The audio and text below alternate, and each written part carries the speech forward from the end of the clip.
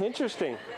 Yeah, my last name is McCaskill. Come from the clan McCaskills that lived in the Highlands of Scotland on the Isle of Skye, and I've actually been on the castle where they were. That was built in 900 AD, and the mediumship was completely awesome because a few of the family members from the 12 and 1300s popped up, and they were like, "We know who you are and welcome home." So it was really cool. Yeah, really cool. And you're talking about these guys that were wearing some 1200s barbarian stuff, carrying swords with blood on them and things like that, and you're like, well, I am a wimp, aren't I? You know? I'll let you go over those. The next thing you should want to do is, when you're in big old buildings, yeah, I'm going there, simple two-way radio, right? And we've actually had some really phenomenal things happen to the two-way radios. One specific is, we had this thing go off, you know, like you could press the button, it was click, click, click, you know, and I picked it up and I was like, who is that? And I stuck it right here when a woman screamed through it, and that was really not fun of her to do that, but because it hurt my ears. Second thing to go to, the most important device that you will have ever at paranormal investigating is a simple digital recorder. Now, if anyone wants to get in this, the only advice that I give them is that I wasted some money once. College students use these, you know, to record, you know, lectures, that sort of thing. Thank you. But this is a Sony, right? I have a few your cheaper ones. You can go to Walmart and they have one that's black in color and it says RCA across the top of it, and it's really cool because it's like 35 bucks. And what's neat about it is that it's cheap. And the reason why it's neat that it's cheap is, one, I'm kind of broke most of the time. So two is that it doesn't have all the advanced filters and all these kinds of things in it. So it's just really recording raw stuff, right? And it's really good for a basic beginner kind of audio thing, because you don't have to worry about all this different software and things like that. Because if the spirit's going to pop an EVP in there, they're going to do it. And I don't care how cool the recorder is, right? Now, the cooler recorders that really pick up a lot more advanced stuff are more for advanced people that really know electronics and really know how to mess with the software. That dude. For me, I keep it kind of simple, and I always do, because for me, in investigations, I've always got a lot going on, right? So with that said, moving along to other types of recorders. That's expensive. This one's expensive. What'd you pay for this? $300. $300 of trash. I like making fun of this recorder. The most fun they have in investigation with this is what they call an RT EVP, and what it does is it does playback, meaning that it records, right? Was it 7 seconds? 7-second delay. A 7-second delay. So when you're recording, 7 seconds, and then it plays the last 7 seconds back in your ears, right? So you can catch EVPs as you go. The fun part about these investigations is, oh, you hate this, don't you? Is the fun part about this is the 7-second delay between when you make fun of Kevin and he hears it. You go, hey Kevin, you suck, and he's just, dude. You know, we have fun on investigations, but this is definitely a cool piece of device. It also has an ITC in it. It's got a built-in ITC scanner. So again, this is a $300 device. Some want to get that advanced and really try these, and they're a lot of fun. Moving along to, this is one. This is what you call a digital EMF field tester, right? Yep. You've got some high EMF somewhere in here. But you notice that the numbers are going to move. It's probably the lights, and who knows whose phone is on. EMF is tricky, right? And there's all kinds of different ones that I'm going to show you about EMF. The most fatal flaw that I see with investigators is that they have smartphones. And the iPhone is the worst. Because these things pick up radio frequencies. And iPhones and all the rest of these smartphones like Blackberries and these things are constantly intercepting information, right? Some people have 2 or 3 emails, and they have text messages, and then they have NFL.com, and then they have all these other kinds of different applications on their phone. But when your phone receives data, very likely it's going to set this off. And the iPhones are the worst because you can put them on airplane mode, and that didn't help, right? It still takes stuff. And I haven't called Apple to tell them anything. I just turned the phone off. Other types of ways is Trifield Meter. This is a bit more advanced. This was actually originally used for like house testing, like microwaves and these sorts of devices, to see if the gaskets leak or if they're emitting any kind of radio frequency, for the simple fact of safety. You know, people say that if you're experiencing high things all the time, who's all watched Taps, right? Ghost hunters on TV, right? You know, so everybody's heard a million times where they're talking about the fatigue and cause you to hallucinate and all these kinds of things. I don't know too much about that. I'm sure there's a proven science or they wouldn't say it. But definitely if you're experiencing high EMFs all the time, there's one or two theories. One, the EMF itself affects the person hallucinates and sees things that are not real. Or there's our theory about things is that if you give them a bunch of high EMF, then they can use that as proverbial food to manifest. Yes, sir. Have you ever tested EMF coming off your smart meter? Again? Have you ever tested using your device off your smart meter at your house or any house? Smart meter, I don't understand. The new electric meters that can. Oh, we don't have one of those, so Yeah. I mean, Right. so I haven't thought about that. I'm sure that's real high. If you catch one while it's transmitting, and you don't, and only God knows when they're going to transmit. I caught one with my EMF at home, and it went off the charts. You only need 2 milligauss to affect DNA structure. I was measuring 300 milligauss. Okay? Wow. So that's why I'm asking you, if when you're out doing whatever you're doing, check the electric meter that might be on the building.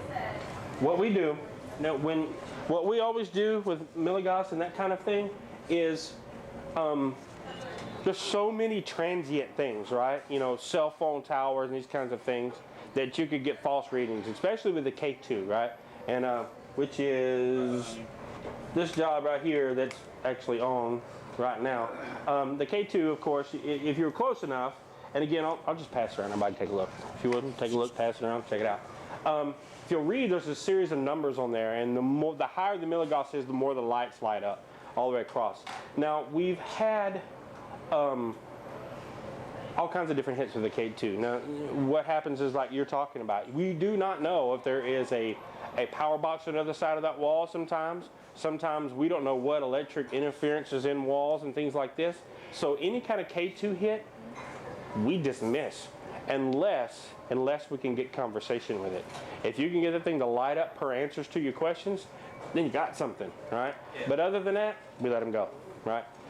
Because we got so many other things going on right now that we could be catching stuff. I'm not going to spend time on a single bloop, the K2 went off and everybody in the room goes, ooh. No, we're not doing that, you know?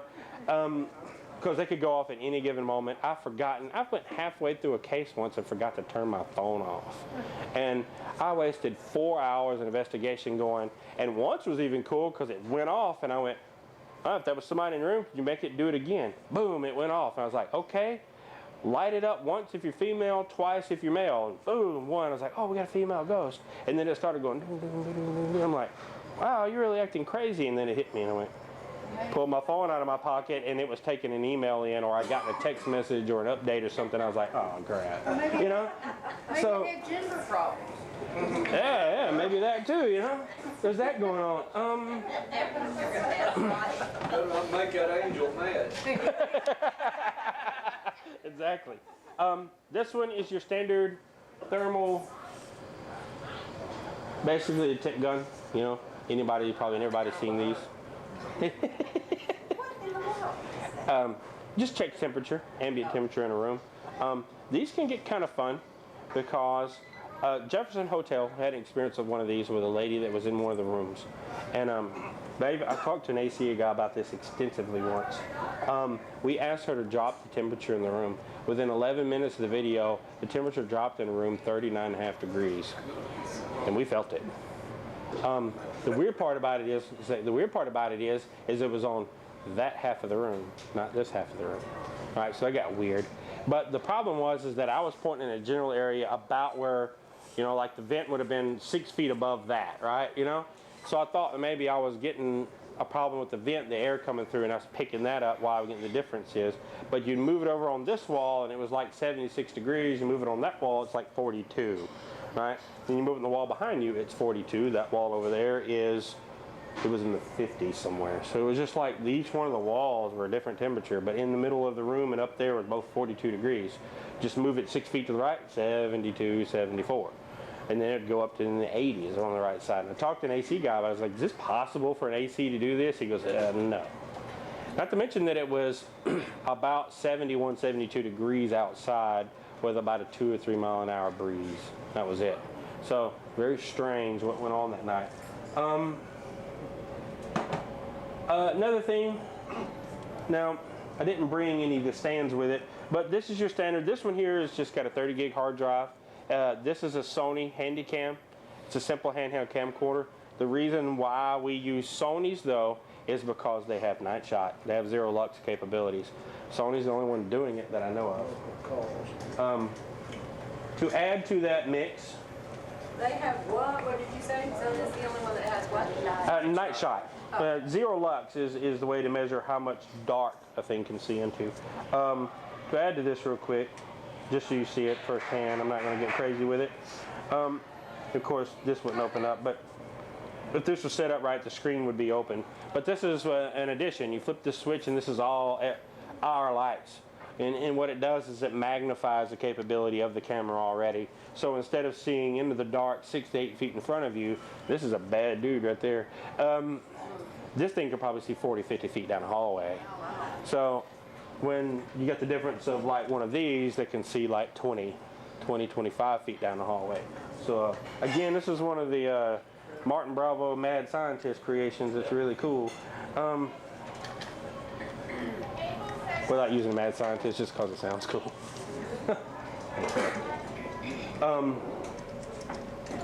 If anybody would like to look at any of this stuff, I'll be happy to pass the stuff around the room. Would y'all prefer that?